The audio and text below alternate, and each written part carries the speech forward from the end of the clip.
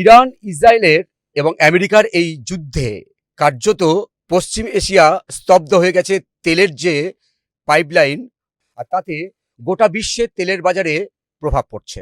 স্বাভাবিকভাবে ভারতেরও পড়ছে, কারণ ভারতের প্রায় ৮০% তেল বাইরে থেকে আমদানি করে, তার ৩০% তেল এই হরমুজ প্রণালী দিয়ে ভারতে আসে।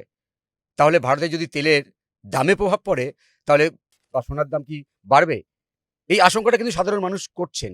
চলুন দেখে নিই একটি বিশেষ প্রতিবেদন। কংগ্রেস পার্লামেন্টারি পার্টির চেয়ারপারসন সোনিয়া গান্ধী মার্কিন যুক্তরাষ্ট্র ও ইসরায়েলের যৌথ হামলায় ইরানের সর্বোচ্চ ধর্মীয় নেতা আয়াতোল্লাহ আলী খামেনেইয়ের মৃত্যুকে ঘিরে কেন্দ্রীয় সরকারের নীরবতার তীব্র সমালোচনা করে একটি নিবন্ধ লিখেছেন। তার অভিযোগ, এমন গুরুত্বপূর্ণ আন্তর্জাতিক ঘটনার পরেও কেন্দ্রের এই নীরবতা কোনো নিরপেক্ষ অবস্থান নয়, বরং দায়িত্ব এড়িয়ে যাওয়ার শামিল। এই উত্তপ্ত পরিস্থিতির মধ্যেই ভারতের প্রধানমন্ত্রী নরেন্দ্র মোদী বিশ্ব রাজনীতিতে শান্তি ও স্থিতিশীলতার পক্ষে বার্তা দিয়েছেন। বৃহস্পতিবার দিল্লিতে ফিনল্যান্ডের প্রেসিডেন্ট আলেকজান্ডার স্টাবের সঙ্গে বৈঠকের পর যৌথ বিবৃতিতে তিনি বলেন, বর্তমান সময়ে গোটা বিশ্ব অনিশ্চয়তা ও অস্থিরতার মধ্যে দিয়ে যাচ্ছে। ইউক্রেন থেকে শুরু করে পশ্চিম এশিয়ার নানা অঞ্চলে সংঘাতের পরিস্থিতি তৈরি হচ্ছে। आज विश्व एक अस्थिरता और अनिश्चितता के दौर से गुजर रहा है। यूक्रेन से लेकर वेस्ट एशिया तक दुनिया के कई हिस्से उसमें संघर्ष की स्थिति बनी हुई है। ऐसे ग्लोबल एनवायरनमेंट में भारत और यूरोप, दुनिया की दो बड़ी डिप्लोमेटिक पावर्स, अपने संबंधों के सुनहरे दौर में प्रवेश कर रहे हैं। এদিকে পশ্চিম এশিয়ায় চলতে থাকা উত্তেজনার প্রভাব পড়তে শুরু করেছে বৈশ্বিক জ্বালানি বাজারেও। বিশ্বের উল্লেখযোগ্য অংশে তেল ও গ্যাস পরিবহন এই প্রণালীর মাধ্যমেই হয়। সাম্প্রতিক সংঘাতের পর সেখানে জাহাজ চলাচল ব্যাহত হওয়ার আশঙ্কা তৈরি হয়েছে। এই পরিস্থিতিতে ভারতের জ্বালানি নিরাপত্তা নিয়েও আলোচনা শুরু হয়েছে। সূত্রের খবর, তেল সরবরাহে কোন ধরনের বিঘ্ন ঘটলে ভারতকে সহায়তা করতে প্রস্তুত রাশিয়া। একটি আন্তর্জাতিক সংবাদ সংস্থার প্রতিবেদনে জানানো হয়েছে, বৈশ্বিক তেলের প্রবাহে সমস্যা দেখা দিলে মস্কো নয়াদিল্লির পাশে দাঁড়াতে পারে। এই প্রস্তাব এমন সময়ে সামনে এলো যখন উপসাগরীয় অঞ্চলের পরিস্থিতি ক্রমশ জটিল হয়ে উঠছে। ব্যুরো রিপোর্ট, ওঙ্কার বাংলা। ইরান আমেরিকার এই যুদ্ধে ভারতের তেলের বাজারে কতটা প্রভাব পড়বে, বা নিত্য প্রয়োজনীয় জিনিসে কি আদৌ প্রভাব পড়বে, কি মনে করছেন সাধারণ মানুষ? চলুন শুনে নিই তারা কি মনে করে। সে তো বাড়বে নিশ্চয়ই। আমাদের তো এর প্রতিবাদ করা উচিত, মোদী সরকারকে প্রতিবাদ করা উচিত। ট্রাম্পে বন্ধু হয়ে পিঠে ছুরা ঘোপছে, তাহলে ও কিরকম বন্ধু? তেলের দাম বাড়বে তো ভারতে, নিশ্চয়ই বাড়বে। জিনিসপত্রের দামও তাহলে বাড়বে। তেলের দাম বাড়লে সব জিনিসই বাড়বে, খাদ্য থেকে নিয়ে জামা কাপড় আশপাশ সবই তো বাড়বে, কি বাড়বে না? এটা দরকার, এত তো লাভ করছিল সরকার, তাহলে এটা এখন যা আছে রিজার্ভে ওটা এখন বের করুন। দামটা কেন বাড়াবেন? এর আগে যত ফায়দা আপনি করেছেন সে ফায়দাটা আপনি কাম এখন দিন। তা এখন বাড়ালে কি হবে? কি হয়ে যাবে? আপনার কাছে তো অত লাভ ছিল, ওটা এখন আপনি পাবলিক কাছে দিন, ওটা দিতে হবে তো। তারপরে বুঝবো কি হ্যাঁ আপনি লাভ করলেন, তো কি হলো পাবলিকে, কি হলো গভর্নমেন্ট, কি করলো। করতে তো পারি, সেটা শুধু ভারত নয়, সব দেশের উপরেই প্রভাব পড়তে পারে। আর ভারতের সাথে যে যুদ্ধ হবে না এরকম কোনো মানে নেই। যদি ভারত ইন্টারফেয়ার করে তো ওর সঙ্গেও হবে। না, ভারতে যদি প্রভাব পড়ে তাহলে জিনিসপত্রের দাম তো বাড়তে পারে। হ্যাঁ, বাড়তেই পারে, বাড়তে পারে না, বাড়বে। কি মনে হয়, এটা তো আমাদের যে পলিটিশিয়ান আছে ওদেরকে দেখতে হবে তো, কি করে কন্ট্রিবিউট। ইরান আমাদের আগে ভালো মিত্র ছিল, এখনই কোনো কথাই হচ্ছে না। ইরানে খামনেই মারা গেল, হলো, মোদি তো কিছু বললো না, মানে কোনো একটাও ওর আপডেট আসলো না কি হ্যাঁ কেন এমনি হলো। চায় এখন ইসরায়েলতে গিয়েছিল, গিয়ে ওর সঙ্গে কি কথা হলো না হলো, ওর পরেই এখানে যুদ্ধ আরম্ভ হলো। তো যুদ্ধ আরম্ভ আমাদের কান্ট্রিতে নেই, ওটা আমি জানতে পারি, কিন্তু কি আছে ওদের হলে এখন ইরান আপনার যত অয়েল রিফাইনারি আছে আছে সবাইকে টার্গেট করছে। আপনার ওখান থেকে জাহাজগুলো যা আসছে তেল দিতে ওদেরকে বাধ্য করছে। তো এখনই আপনি বুঝছেন না, কিন্তু 10 দিন 15 দিন পরে যখন এরা সব রেটগুলো হাই হবে তাহলে বোঝা যাবে কি আছে না আছে। তো এটা নিশ্চয়ই আমাদের পলিটিশিয়ানকে দরকার কি একটু বিদেশ নীতির সঙ্গে কথা বলে দেখে এটা যত তাড়াতাড়ি হতে পারে, সলভ হলে আমাদের জন্য ভালো হবে, না হলে আগে আমাদেরকে তো प्रॉब्लम में जेते ही होगे। वो तो सुन रहा हूँ कि फाइट हो रहा है वहाँ, वॉर तो स्टार्ट हो गया, इफेक्ट तो कुछ पड़ेगा ही। सुन रहे, अभी तो हुआ नहीं, अभी तो मैंने तेल लिया, जो चल रहा है पहले से वही चल रहा है। सुन रहे 1 हफ्ता बाद दाम बहुत बढ़ेगा, इंक्रीज हो जाएगा। কিছু এটা বেশি আসার পড়বে না। হ্যাঁ, কিছু বাড়তে পারে, কেন কি যে এরকম দেখছি কি আরো আগে অনেক যুদ্ধ হয়েছিল, কিন্তু বেশি কিছু আমাদের ইন্ডিয়ার মধ্যে কিছু ইফেক্ট পড়লো না। তো সেরকম কিছু হতে পারে, কিন্তু কিছু মানে ইফেক্ট তো নিশ্চয়ই পড়বে, নিশ্চয়ই পড়বে এখানে। অবশ্যই তেলের দামের প্রভাব পড়বে, বিশ্ববাজারে তেলের দাম বেড়ে যাবে, খুবই স্বাভাবিক। কারণ হরমুজ প্রণালী যখন আটকানো হয়েছে তখন সাপ্লাই চেন তো ডিস্টার্ব করবে। জিনিসপত্রের দাম মূল্যবৃদ্ধি অবশ্যই হবে এবং সাধারণ মানুষের ভোগান্তি হবে, তার জন্য তো আমাদের প্রস্তুত থাকতে হবে। दाम तो बढ़ेगा, लेकिन ये टेम्पररी बढ़ रहा है। इसके बाद ये 2-3 हफ्ते में इसका क्लियरिटी हो जाएगा, फिर दूसरे सोर्सेज निकलेंगे, इसके बाद अपने आप सब कुछ सेटल हो जाएगा। ये होता है, एक बार को पैनिक होता है, उसके बाद सब सेटल हो जाता है। নমস্কার, ওঙ্কার বাংলায় আপনাদের স্বাগত। আমি আপনাদের সঙ্গে বিশ্বজিৎ। আর আজকের বাংলা রাজনীতি অনুষ্ঠানে আমরা একটু নজর রাখবো পশ্চিম এশিয়ার দিকে, কারণ ইতিমধ্যেই ইরান এবং আমেরিকার যে যুদ্ধ, তাতে কিন্তু পশ্চিম এশিয়া উত্তপ্ত হয়ে উঠেছে। আর এই পরিস্থিতিতে জিওপলিটিক্সে ভারতের কূটনৈতিক অবস্থান কি হওয়া উচিত? কারণ ইরান, আমেরিকা এবং ইসরায়েল ভারতের খুব ভালো বন্ধু। ভারতের কূটনৈতিক অবস্থান কি হবে? এবং সেই সঙ্গে এই যুদ্ধকালীন পরিস্থিতিতে ভারতের যে অভ্যন্তরীণ যে ব্যবস্থা, তেলের দাম, সোনার দাম বা নিত্য প্রয়োজনীয় জিনিসের দাম কি বাড়তে পারে? এই ধরনের প্রশ্ন কিন্তু এখন সাধারণ ভারতবাসীর মনে উঠছে। আর এই সমস্ত প্রশ্নের উত্তর খুঁজতে আমরা যাব। এই মুহূর্তে স্টুডিও উপস্থিত রয়েছেন বিখ্যাত সাংবাদিক ও রাজনৈতিক বিশ্লেষক অর্কপ্রভু সরকার। দাদা, আপনাকে ওঙ্কারে স্বাগত। একদিকে ভারতবর্ষের ইরান খুব ভালো বন্ধু, আমেরিকা খুব ভালো বন্ধু, ইসরায়েলও ভালো বন্ধু, কিন্তু তারা এখন যুদ্ধের পরিস্থিতিতে।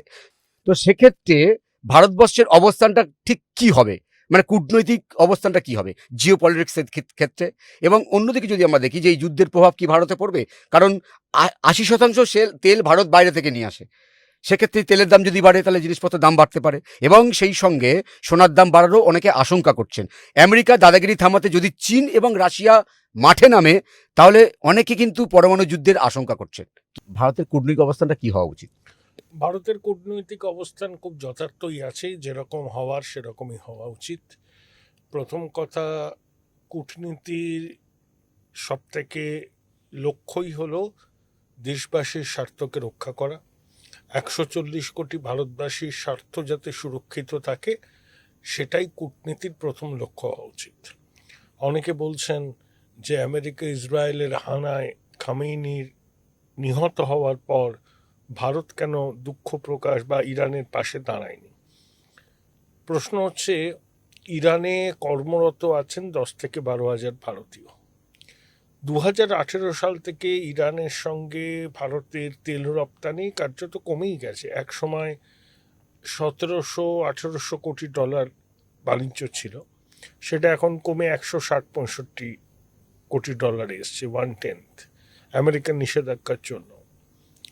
আর ইরানে ভারতীয় আছে মেরে কেটে 10-12 জন। ভারতের সঙ্গে পশ্চিম এশিয়ার অন্য দেশগুলোর বাণিজ্যিক কূটনৈতিক সম্পর্ক আছে। সৌদি আরব আছে, ইউএই আছে, কাতার আছে। সেখানে ইরানের ড্রোন হামলা হয়েছে। সৌদিদের তৈল শোধনাগার অ্যারম্যাকোতে পড়েছে ইরানের ড্রোন। কাতারের মার্কিন এয়ারবেসে হামলা চালিয়েছে, আবুধাবিতে হামলা চালিয়েছে। তো ভারত তো সেটাকে নিন্দা করেছে, কারণ ওই সমস্ত দেশগুলোতে ভারতীয়দের সংখ্যা প্রায় 1 কোটির কাছাকাছি, আর ইরানের সাকুল্যে 10-15 হাজার। তাহলে কোনটা বেশি অগ্রাধিকার পায়, 1 কোটি ভারতীয় স্বার্থ নাকি ইরানে ছড়িয়ে ছিটিয়ে থাকা 10-12 হাজার ভারতীয়? তাদেরকেও নিরাপদে ইরান ছেড়ে বেরিয়ে আসার জন্য অ্যাডভাইজারিও জারি হয়েছে এবং ভারত সরকার চেষ্টাও করবে। প্রথম কথা, খামেইনির যে শাসন, সেটা ইরানের মানুষকে প্রতিনিধিত্ব করে না। যে খামেইনির রেজিম তাদের দেশের মানুষের উপর নির্বিচারে গুলি চালায়, হত্যা করে, বিনা বিচারে জেলে আটকে রাখে, সেই রেজিমটা দুর্বৃত্ত রাষ্ট্র ছাড়া আর কিছুই নয়। ইরানে যদি একটা মানুষের আশা আকাঙ্ক্ষার প্রতিফলন ঘটাতে সক্ষমের একটা সরকার আসে, তাদের সঙ্গে ভারতের সম্পর্ক অন্যরকম হবে। কিন্তু ইরানে এই খামেইনির রেজিম নিজের দেশের মানুষদের উপর রেভলিউশনারি গার্ডকে নির্দেশ দেয় গুলি চালাতে। প্রতিবাদ করা যাবে না, প্রতিবাদ করলে জেলে পচতে হবে, নইলে ফাঁসি কাটে ঝুলতে হবে। যে দেশের প্রশাসন নিজের দেশের মানুষের উপর সেনাবাহিনীকে লেলিয়ে দেয়, তারা তো শাসন করার নৈতিক অধিকারী নেই। সেই জন্যই তো দুর্বৃত্ত রাষ্ট্র। এবং ইরান তো ওই অঞ্চলে হুথি, হিজবুল্লাহ, হামাস প্রভৃতিকে সব রকম সাহায্য করে, প্রযুক্তি, অর্থ, সব কিছু দিয়ে। এগুলো হচ্ছে শয়তানের অক্ষ, যারা পশ্চিম এশিয়ার শান্তি সুস্থিতিকে বিপন্ন করতে চায়, ইসরায়েলের অস্তিত্বকে অস্বীকার করে। তা ভারত সরকার যা ভূমিকা নিয়েছে একদম যথার্থ। কেউ কেউ বলতেই পারেন যে ইরানকে সমবেদনা জানানো, পাশে থাকা দরকার, কিন্তু আমি মনে করি না যে খামেইনির রেজিম ইরানের মানুষের আশা আকাঙ্ক্ষার কোনো প্রতিফলন ঘটাতে সক্ষম হয়েছে। এবং বিভিন্ন আন্তর্জাতিক মঞ্চে ইরান খামেইনির নেতৃত্বাধীন ভারতের বিরুদ্ধে সরব হয়েছে, যেমন কাশ্মীর থেকে 370-35 বিলোপ, 2020-তে দিল্লিতে যে অশান্তির ঘটনা ঘটেছিল, গোষ্ঠী সংঘর্ষ, সব কিছু নিয়ে তারা ভারতকে কাঠগড়ায় তুলেছে, কোনো কোনো ক্ষেত্রে পাকিস্তানের সুরে সুর মিলিয়ে। তাহলে আমরা আগে হা হুতাশ প্রকাশ করতে যাব কেন? বেশ দাদা, ইরান তো বলতেই পারে যেটা তার অভ্যন্তরীণ সমস্যা। অভ্যন্তরীণ সমস্যা সেটা তো আলাদা বিষয়, কিন্তু ইরান যেভাবে পশ্চিম এশিয়ায় শান্তি সুস্থিতির বিঘ্ন ঘটাচ্ছে, পারমাণবিক কার্যক্রম চালিয়ে যাচ্ছে, বলছে তারা এটা সিভিল নিউক্লিয়ার এনরিচমেন্ট প্রোগ্রাম, আসলে তারা গোপনে পরমাণু অস্ত্র তৈরি করছে। সেই পরমাণু অস্ত্র ইরান যদি একবার তৈরি করে, কোনো তো গ্যারান্টি নেই যে হিজবুল্লাহ, হামাস, হুথির হাতে পরমাণু প্রযুক্তি চলে যাবে না। তাহলে বিশ্বের নিরাপত্তাটাই বিঘ্নিত হবে। সেই জন্যই তো ইসরায়েল আমেরিকার এই যৌথ অভিযান, বিশেষত ইসরায়েলের অস্তিত্বের স্বার্থে ইরানের পরমাণু কর্মসূচিকে কখনোই প্রশ্রয় দেওয়া, বরদাস্ত করা উচিত নয়। বেশ, কিন্তু কংগ্রেস তো কড়া নিন্দা করছে মোদী সরকারের অবস্থান নিয়ে। কংগ্রেসের তো আসলে বিদেশ নীতি কখনো নীতি নৈতিকতার ভিত্তিতে হয় না। আমরা তো তালিবানদের মন্ত্রীকে এখানে আমন্ত্রণ জানিয়েছিলাম। তালিবান তো সে দেশে মহিলাদের অধিকারটাই বিপন্ন করে, কিন্তু আমাদের তালিবানদের দরকার আফগানিস্তানকে, দরকার পাকিস্তানকে কাউন্টার করার জন্য। এখানে আমি কি নীতি নৈতিকতার প্রশ্ন তুলব, নাকি কাকে আমার কাজে লাগছে সেটা দেখব? ভারত সরকার সেটাই করছে, যাতে 140 কোটি ভারতবাসীর স্বার্থ সুরক্ষিত থাকে। কূটনীতিতে ওই রকম নীতি নৈতিকতার মানদণ্ড দিয়ে বিচার করলে বর্তমান পরিস্থিতিতে সফল কূটনৈতিক দৌত্য হয় না। বেশ দাদা, যখন আমেরিকা হরমুজ পর্নেলে দাদাগিরি করবে, তখন তো অনেকে বলছেন চীন, রাশিয়াতে বসে থাকবে না, তাহলে পরমাণু যুদ্ধের দিকে কি পরিস্থিতি যেতে পারবে? কখনোই যাবে না। চীন কিছুই করেনি, রাশিয়াও কিছু করেনি। হরমুজ প্রণালী দিয়ে চীনের অয়েল ট্যাঙ্কারগুলো যাচ্ছে, ইরানের মাজা ভেঙে গেছে, আর বড়জোর 6-7 দিনেই অভিযান চলবে। আমার ধারণা ইরানের যা যা অবশিষ্ট আছে সামরিক ইনফ্রাস্ট্রাকচার, সেগুলো গুড়িয়ে দেওয়া হবে। এমনকি পুলিশ প্রশাসন, বাসিজ মিলিশিয়া, তাদেরও গুড়িয়ে দেওয়া হবে, যাতে ভবিষ্যতে তারা ইরানের সাধারণ মানুষের উপর অত্যাচার না করতে পারে। ওখানে দরকার একটা পালাবদল।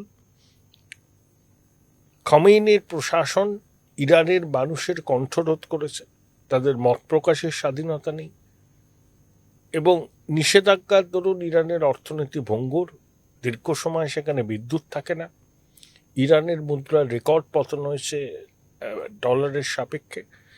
এই পরিস্থিতি থেকে বেরিয়ে আসতে গেলে ইরানের মানুষকে তাদের নিজেদের ভাগ্য নিজেদের তৈরি করে নিতে হবে, বাকি শক্তি বাইরে থেকে সহায়তা দেবে। সেটা ট্রাম্প বারবার বলছেন যে আমরা তো অনুঘটকের কাজটা করে দিয়েছি, এবার ইরানের মানুষকে এগিয়ে এসে দেশের শাসনভার কিভাবে গ্রহণ করতে হয় সেটা দেখাতে হবে। ইরানের সাধারণ মানুষের প্রতি কারোর কোনো ক্ষোভ নেই, কোনো বিদ্বেষ নেই, আমাদেরও নেই, কারণ নেই, কিন্তু খোমেনির রেজিম একটা দুর্বৃত্ত রাষ্ট্র বলেই অনেকে বলেন। বেশ দাদা, এবারে আমি একটু ভারতের দিকে ফিরি। এই যে যুদ্ধকালীন পরিস্থিতি, এতে তো ভারত তো প্রায় 80% সেল বাইরে থেকে আমদানি করে, আর তার মধ্যে 40% হরমুজ পর্নে থেকেই আসে, সেটা এখন অবরুদ্ধ। ভারতের তেলের মজুদ ভান্ডার আছে, ভারত রাশিয়া থেকেও তেল আমদানি করবে এবং অন্য জায়গা থেকেও করবে। তেলের খুব একটা সংকট হবে বলে মনে হয় না, এবং অভ্যন্তরীণ বাজারেও তেলের দাম খুব একটা বাড়বে বলে আমার মনে হয় না। কয়েকদিন একটু উথাল পাতাল চলবে, তারপরে আস্তে আস্তে পরিস্থিতি নিয়ন্ত্রণেই চলে আসবে।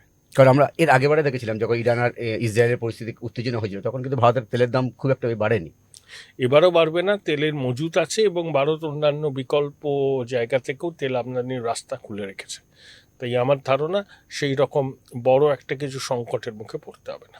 বেশ, এই মোদী সরকার এই মুহূর্তে যে পরিস্থিতির মধ্যে দিয়ে যাচ্ছে, এই পরিস্থিতির মধ্যে দিয়ে কংগ্রেস যে তাকে বারবার আক্রমণ করছে যে এদের অবস্থানটা ঠিক না, ভারত মোদী সরকার আরো বেশি কঠোর হওয়া উচিত ছিল, প্রধানমন্ত্রী নরেন্দ্র মোদী মুখে একটাই কথা এই পরিস্থিতিতে বললেন যে ইউরোপ ইউনিয়নের সঙ্গে ভারতের সম্পর্ক ক্রমশ ভালো হচ্ছে।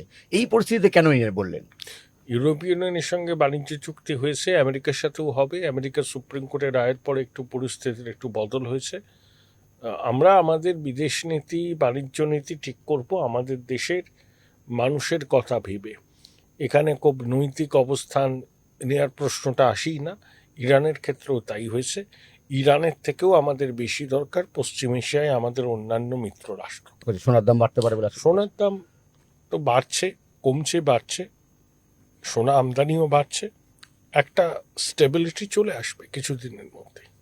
আচ্ছা, এই পরিস্থিতিতে আমার একটা বিষয় সত্যি খুব জানতে ইচ্ছা করছে যে ভারত এবং পাকিস্তানের মধ্যে যে পরিস্থিতি তৈরি হয়েছিল, কোথাও একটা মনে হচ্ছিল যে ভারত তাহলে কি বালুচিস্তানটা আলাদা করে দেবে।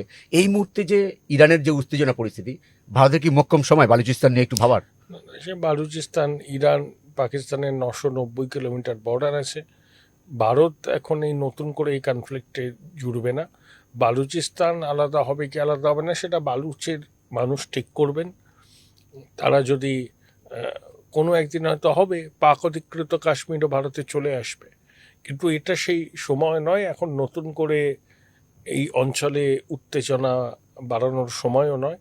এখন ইরান, ইসরায়েল, আমেরিকার সংঘাত যত তাড়াতাড়ি শেষ হয় তত ভালো। তবে আমার ধারণা 1-8 সপ্তাহের মধ্যে পরিস্থিতি নিয়ন্ত্রণে আসবে। ইরান বাধ্য হবে আমেরিকার শর্ত মেনে নিতে। একদম শেষ দাদা আপনার কাছে, ভারতবর্ষ এই মুহূর্তে যে অবস্থান নিচ্ছে এই পরিস্থিতির মধ্যে দিয়ে মোদী সরকারের এই যে সিদ্ধান্তটা, হয়তো বিরোধীরা কটাক্ষ করছে, কি আপনার একটা বিশ্লেষক হিসেবে কি মনে হচ্ছে? মোদী সরকার একদম সঠিক সিদ্ধান্ত নিয়েছে। ভারতীয়দের স্বার্থ রক্ষা করছে। ইরানে 10-12 হাজার ভারতীয় আছে। অন্যান্য মিডল ইস্ট কান্ট্রিতে প্রায় 1 কোটির মতো ছড়িয়ে ছিটিয়ে। সেই সব দেশগুলো ভারতের মিত্র দেশ, তাদের উপর ইরান হামলা চালিয়েছে, ভারত নিন্দা করেছে। ইরানে বসবাসকারী ভারতীয়রাও যাতে নিরাপদে থাকেন বা তারা যদি দেশে ফিরে আসতে চান সেটারও ব্যবস্থা ভারত সরকার করছে।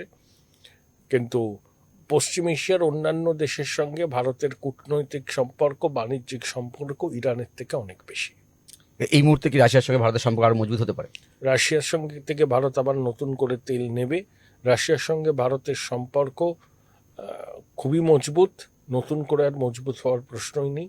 দীর্ঘদিনের মিত্র রাশিয়ার সঙ্গে ভারতের সম্পর্ক অতীতেও ছিল, এখনো আছে, ভবিষ্যতেও থাকবে।